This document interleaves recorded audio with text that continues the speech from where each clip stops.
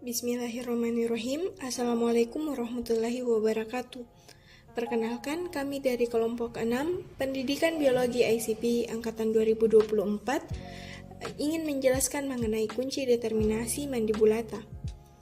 Adapun anggota kelompok kami yang beranggotakan 5 orang, yang pertama itu Leni Apriani, yang kedua Miratul Mundirah Darman, yang ketiga Nur Aini, yang keempat Nur Aulia Az-Zahra, yang kelima Vika Putri. Baik, langsung saja pengertian kunci determinasi. Kunci determinasi adalah alat atau panduan sistematis yang digunakan untuk mengidentifikasi dan menentukan nama suatu organisme, seperti tumbuhan, hewan, atau mikroorganisme, berdasarkan ciri-ciri morfologi atau sifat-sifat khusus yang dapat diamati. Kunci ini bekerja dengan cara memberikan pilihan berpasangan, disebut dikotomi, yang berisi dua pernyataan kontras tentang suatu ciri.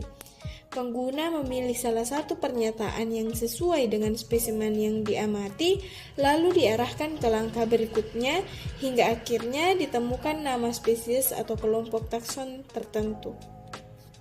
Menurut Campbell 2011, kunci determinasi berfungsi sebagai alat klasifikasi praktis yang memudahkan pengenalan organisme tanpa harus menghafal seluruh karakteristiknya. Selain itu, kunci determinasi juga berfungsi sebagai yang pertama, membedakan spesies yang mirip berdasarkan ciri yang paling spesifik. Yang kedua, menentukan posisi taksonomi suatu organisme dalam sistem klasifikasi. Yang ketiga, meningkatkan keterampilan observasi ilmiah karena pengguna harus teliti dalam mengenali ciri-ciri morfologi. Yang keempat, mendukung penelitian dan pendidikan biologi, terutama dalam kegiatan identifikasi flora dan fauna. Teman-teman, di sini saya akan menjelaskan jenis-jenis kunci determinasi. Ada 4 jenis kunci determinasi di sini, yaitu yang pertama, ada kunci dikotomis. Secara harfiah, kata dikotomis itu berasal dari bahasa Yunani, yaitu dika, yang berarti terpisah menjadi dua, dan timin, yang berarti memotong. Jadi, kunci dikotomis secara harfiah itu kunci yang memisahkan sesuatu menjadi dua bagian atau pilihan.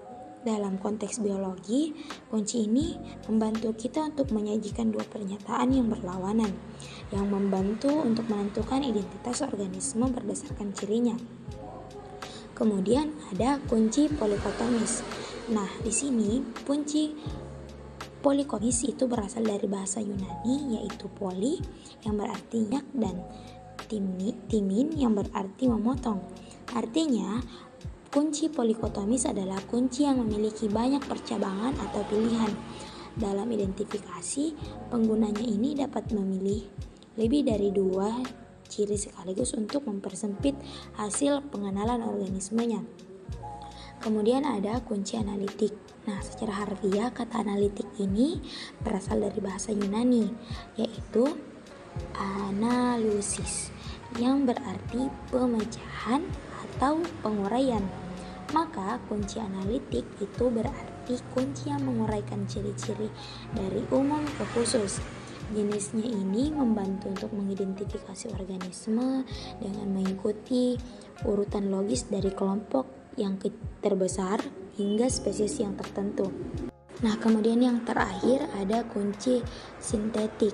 Secara harfiah, kata sintetik itu berasal dari bahasa Yunani, yaitu sintesis, yang berarti penggabungan atau penyusunan bersama. Dengan demikian, kunci sintetik ini berarti kunci yang menyusun dan menggabungkan ciri-ciri untuk dibandingkan. Kunci ini menyajikan daftar isi dari ciri kelompok organisme agar penggunanya ini dapat mencocokkannya secara langsung dengan spesimen yang akan diamati. Baik teman-teman, di sini saya juga akan menjelaskan apa itu mandibulata. Secara harfiah, kata mandibulata itu berasal dari kata mandibula, yang berarti rahang bawah, dan akhirannya ata, yang berarti yang memiliki. Jadi, secara harfiah, mandibulata itu berasal berarti hewan yang memiliki rahang bawah. Dalam konteks biologinya, mandibulata ini adalah kelompok arthropoda yang memiliki sepasang mandibula yang digunakan untuk menggigit, memotong, dan juga mengunyah makanan. Struktur mandibula ini merupakan modifikasi dari anggota tubuh bagian kepala dan menjadi ciri khas yang membedakan mandibula dari Selicerata seperti laba-laba dan kalajengking yang tidak memiliki mandibula. Baik, selanjutnya di sini saya akan menjelaskan tentang kelas-kelas dalam kelompok mandibulata.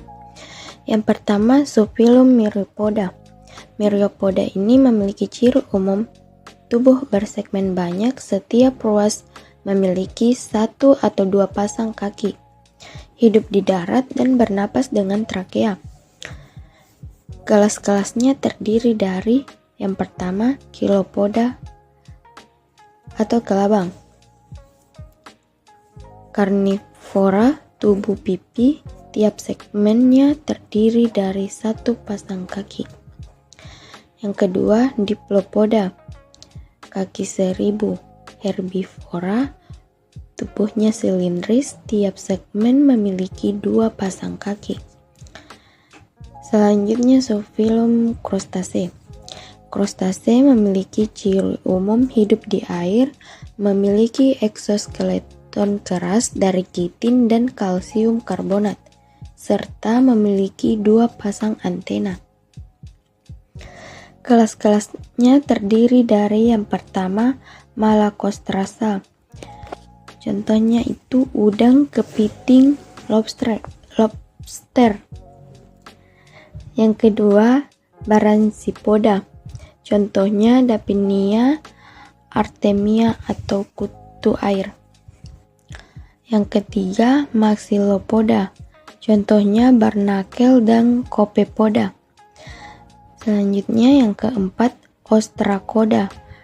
Contohnya kutu laut kecil bercangkang. Selanjutnya subfilum Hecatopoda. Hewan kecil mirip serangga seperti Collembola, Protura, dan Diplura.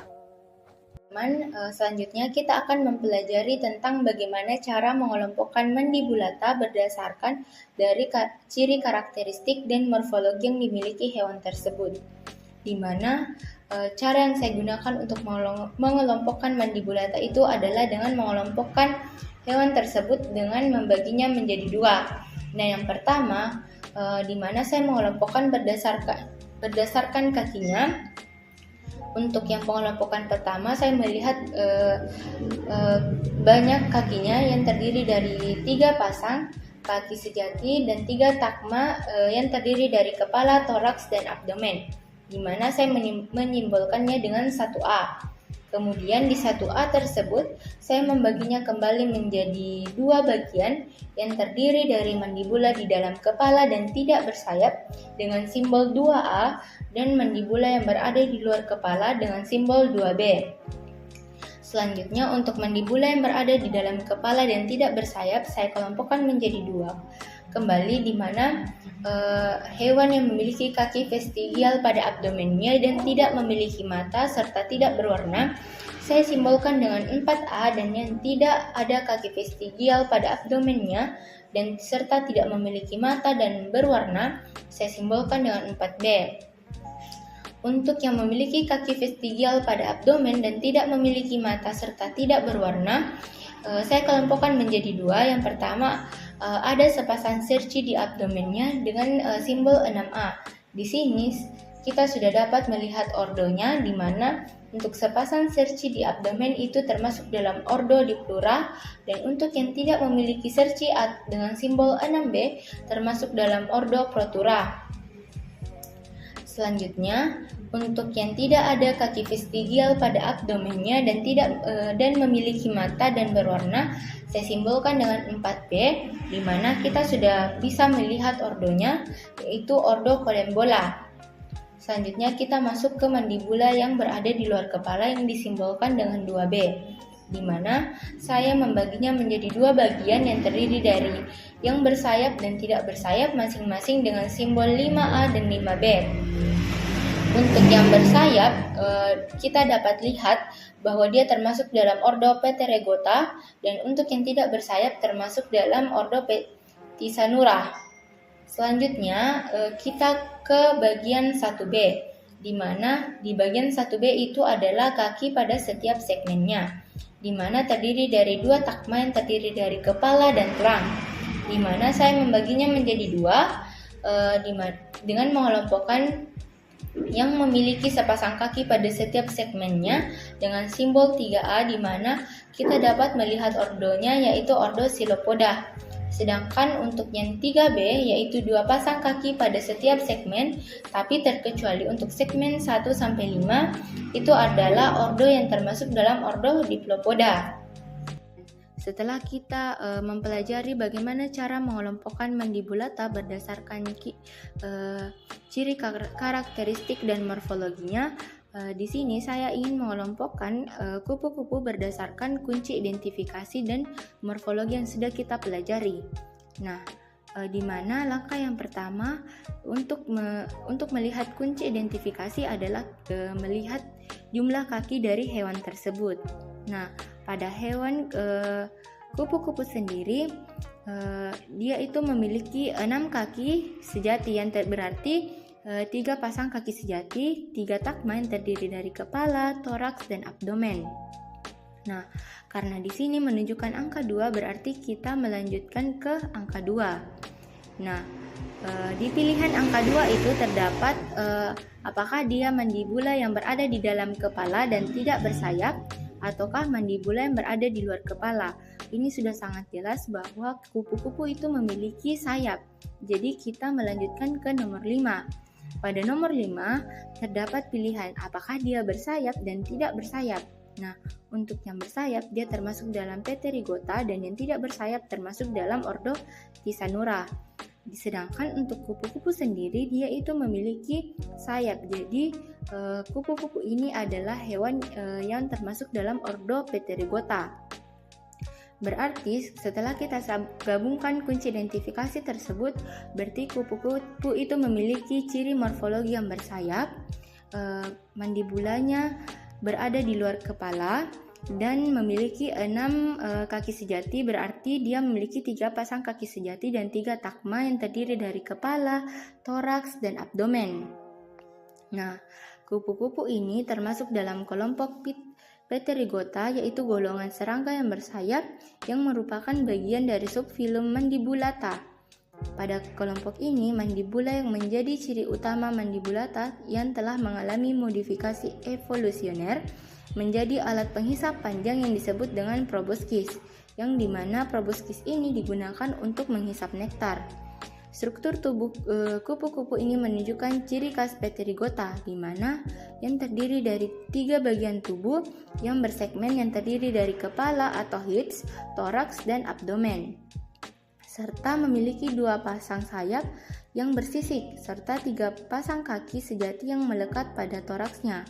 Nah, kehadiran sayap ini yang menjadi penanda pentingnya dalam kunci determinasi Mandibulata, karena menunjukkan bahwa kupu-kupu termasuk dalam kelompok insekta yang telah berevolusi menjadi organisme terbang aktif.